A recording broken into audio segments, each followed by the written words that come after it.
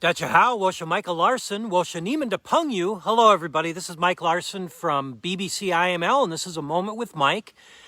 If you don't know me, I am a business mentor, business and personal life coach, and I teach sales processes for businesses and leadership and team building and hiring principles. So that's a little bit about me, but I had a request today, and I'll start off my story actually the request was yesterday from a good friend of mine, Wendy Larson.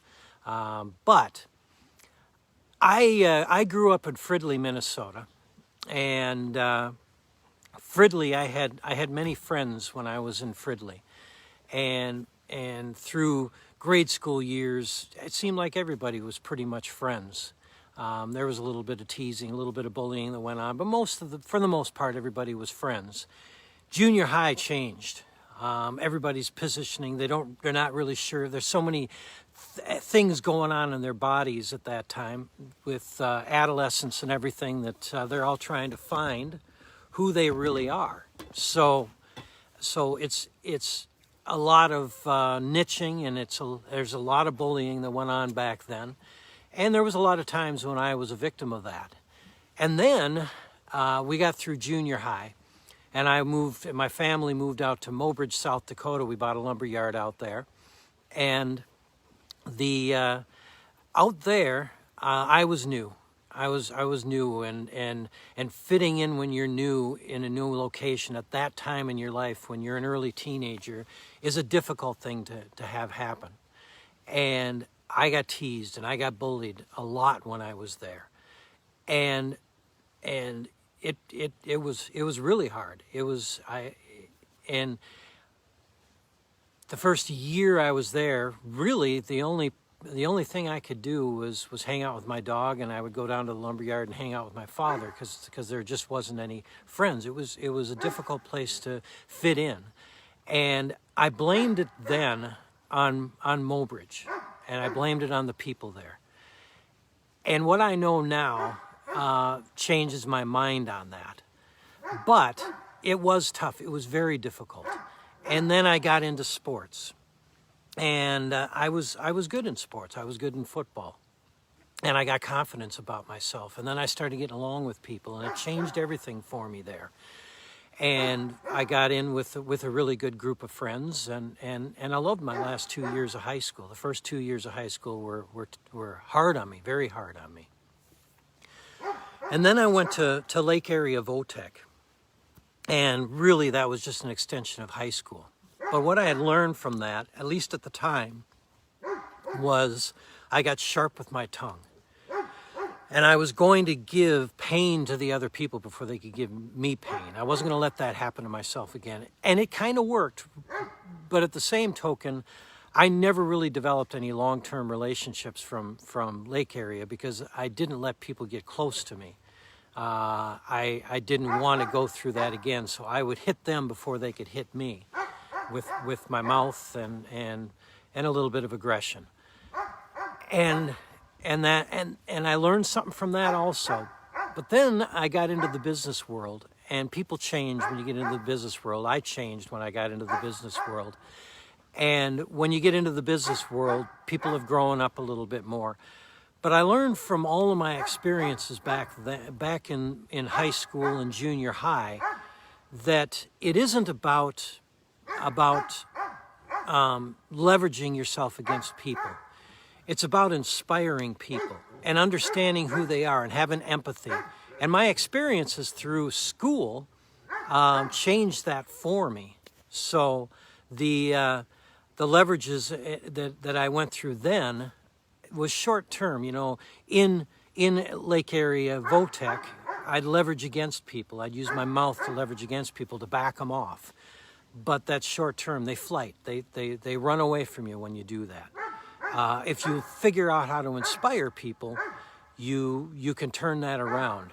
But you cannot do that until you love yourself. And that was really what the problem was back then, is I didn't love myself. I didn't have a good feeling about myself. So what other people told me, I believed. I took it to heart. And that's the only reason that they could rule over me like that in that short period of time, was because I didn't believe in myself. I didn't love myself. What I've learned since then is how you feel about yourself is the energy you throw out. And it's the same way that people are going to feel about you. And everything goes much better when you get to that point where you actually love yourself. Because there's only two places you should look for with acknowledgement. Number one is from God. He will always acknowledge you. He will always be on your side. Number two is myself. I know who I am. I know I am the best version of myself. What other people believe or say doesn't matter at that point. And if you do get acknowledgement from other people, that's a bonus. But you can't expect that for them, and never interpret what they say as a negative either. You have to interpret everything they say with a grain of salt, and everything is a gift.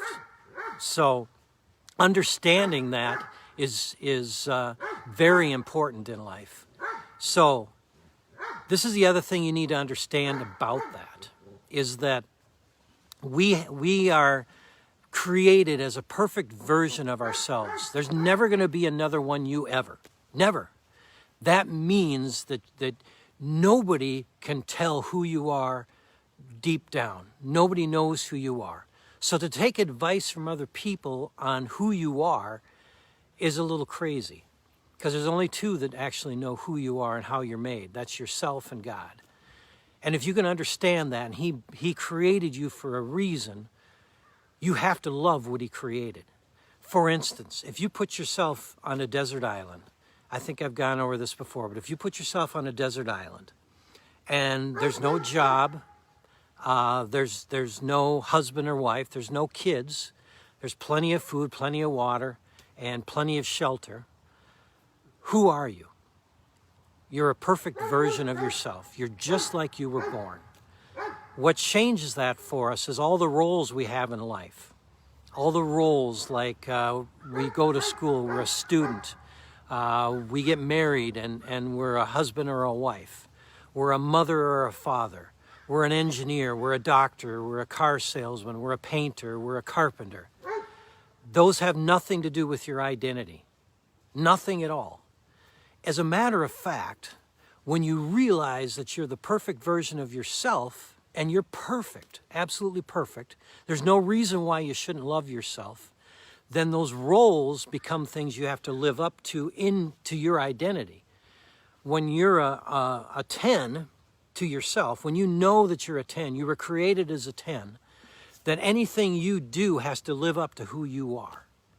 And that's how you turn that around. So a really good exercise for doing this is take some time. Take 15 minutes out of your day. And what you want to do is you want to write down all the adjectives and all the adverbs and everything that describes you. Everything you believe describes you. And the things that are positive, find a way to make that impact you even more. If for the things that are negative, find a solution immediately. Decide that isn't me. That is not who I am. That's just a role. And turn it into something that's impactfully good for you. This is how I can turn this around. This is why it's going to become a good thing for me. When you can do that, when you can take that deep look at yourself and realize you're already perfect, you're a perfect version of yourself. We have flaws in our roles. We don't have flaws in who we are. And we can grow through our roles, but we're still going to be who we are. And be careful about what your dreams are in life. Don't take somebody else's dream and make it your own. Create your own dreams, something you can feel good about in your heart, and make it something that's tied to who you are, what your identity is, not what your roles are. The roles are plans to get to the identity that you already have. And you can change those anytime you need to. Don't fall in love with your roles. Fall in love with your identity and make your roles match your identity. That's how you love yourself. That's how you make sure that you are always going to be on top of who you are. And so that's what I had to learn early in my life.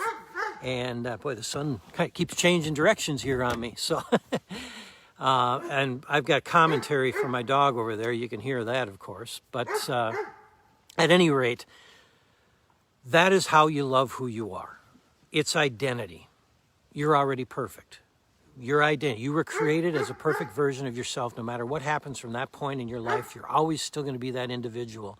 The only thing that changes is roles. Don't fall in love with your roles. Fall in love with who you actually are. Fall in love with your identity and make your roles match your identity. Don't do it the other way around.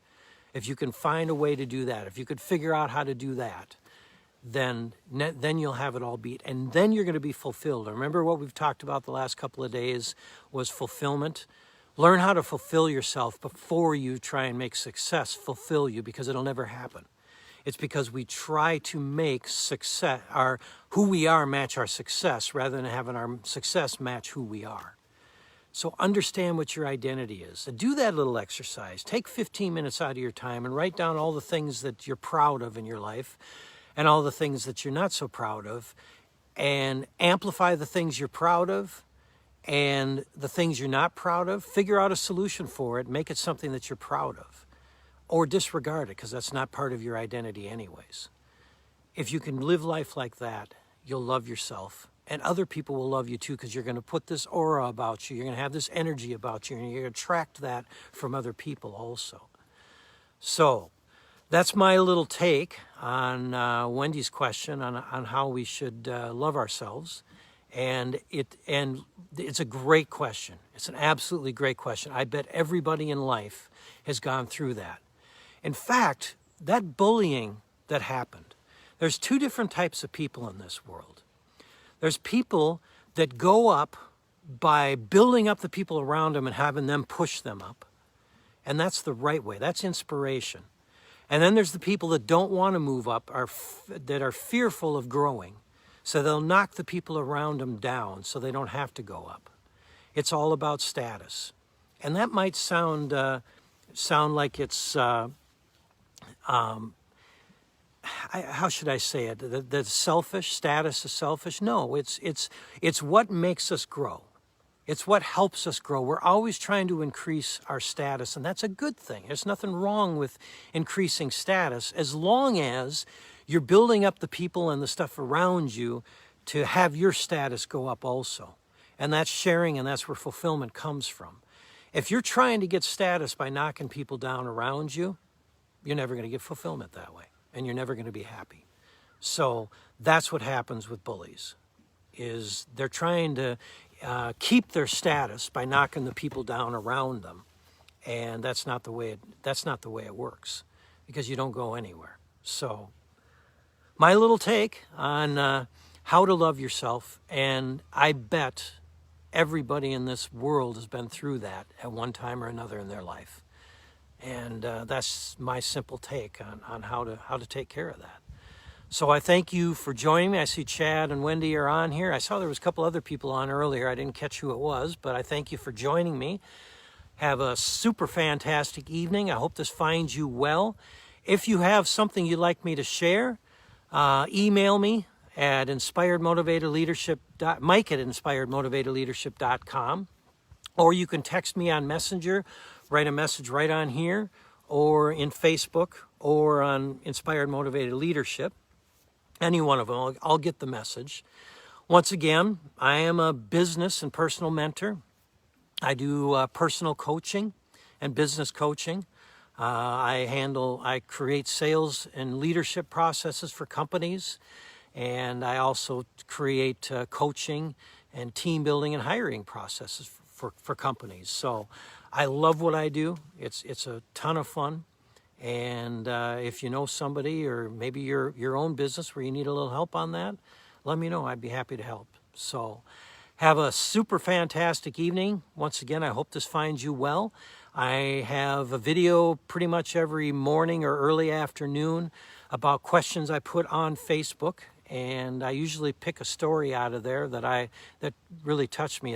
That is a hard thing to do, because there's a lot of really great stories when I put those questions out there. So, and I really appreciate them, and I appreciate the way people are are getting involved with that, and really enjoy that a lot. But I put a video out about that every day, and then I have my 7 o'clock Facebook Live. Working on doing a blog with interviews, an interview blog of business owners. I just have a few more things to put together on that, so look for that in the future. And I'm probably going to do some cooperation with a couple of business owners around the area on that also, with some health, and so I'm into a little bit of health coaching, and I want to get involved more in that. But have a super fantastic evening. I hope the weather's as great there as it is here. It's just a beautiful evening here, and we will talk soon. I see Mark is here also now. Thanks, Mark.